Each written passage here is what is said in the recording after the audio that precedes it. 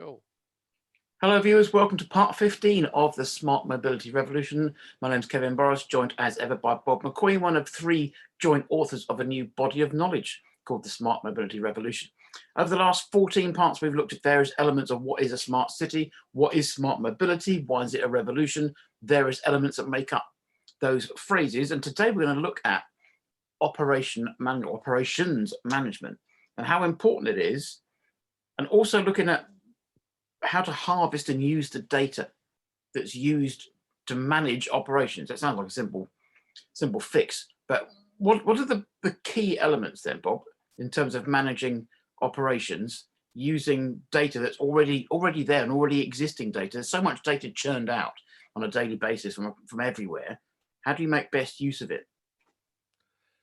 Well, first of all, let's put operations in context. There are really five big activities that any transportation service provider, public or private, has to cover.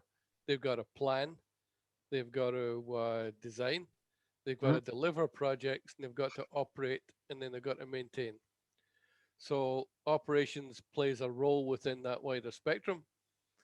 Sometimes the operations people and the planners kind of get into a discontinuity because they think differently and they're also operating in different worlds. Yeah. In the US, they've invented this term TSM&O, Transportation Systems Management and Operations, Yep. to cover the attempt to bridge the gap between planning and operations, and in fact to bridge the gap between different operations as well. Why is it important? Operations tends to be the place where the data starts. The operations guys, because they're so close to the transportation service delivery, get a lot of data. And it means that they've got a new role. They're not just transportation service operators, they're data stewards. They need to make sure that the data gets to the other departments, like the planning department, who could Yeah. really use it. So there's a need to kind of stick things together. So connectivity is not just about different modes of travel being stuck together, but is also about different areas of service provision being stuck together as well. So there's a big difference between a planner and an operator. If you look at job titles, smart city planner, smart city operator do different things. So is there a need for, in the body of knowledge, for some middle ground that the operators and the planners can both get benefit from? Yeah, and I found the best way to do that is find something for them to work on together, especially the operations guys who are not really patient about theoretical or abstract things. They just want to get things done, and they're very reactive. Yeah. I often think that when police do incident management, they sometimes don't do a good job of planning things out because they're trained to respond and react. They're trained to see a problem and fix it. They're not necessarily trained to avoid the problem. Yes. Same with the fire department. So you might end up with a situation where one lane in the road is blocked and then the other lane gets blocked because the fire guy parks his truck there. Not saying they're all like that, but they tend to have different focus areas. The best way I could explain it to you is that planners use big, thick felt tip pens, Sharpies, and operations and engineers use 2H pencils. Right. So Yeah. there's that difference. The planners are trying to cover the spectrum.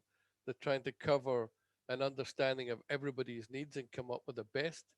The operators are told, here, operate this and sit within a narrower focus. And of necessity, the operators have got to focus because their main job is to keep things going.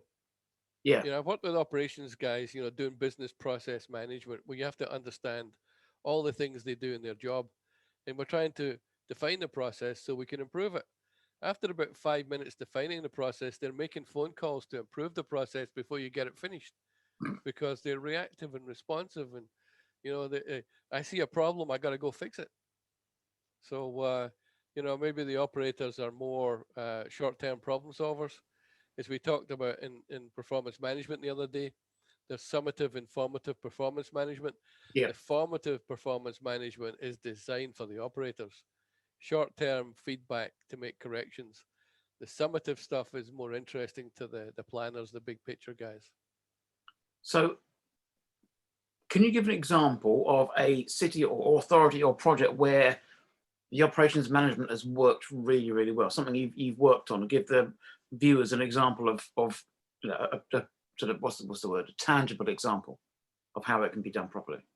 Well, I think the really big cities around the world work better because they have a single unitary transportation authority. Like two examples would be Seoul in South Korea Mhm. and London, Transport for London, right? You have one authority who's responsible for everything. So you could argue there are some defects in that. You know, there's some lack of ability to be varied, and maybe there's a risk management thing there. But they get stuff done, and they get stuff done in a coherent way because it's a single agency. Um, I've often thought that maybe we should put the planners and the engineers, the operators in the same department.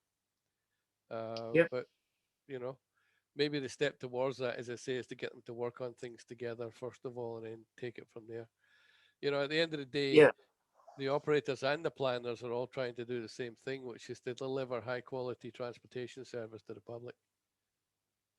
It would make the canteen interesting, wouldn't it? It would, yes. I'm sure there'd If be a nothing few fun else. fights. Yeah. Literally, nice, excellent.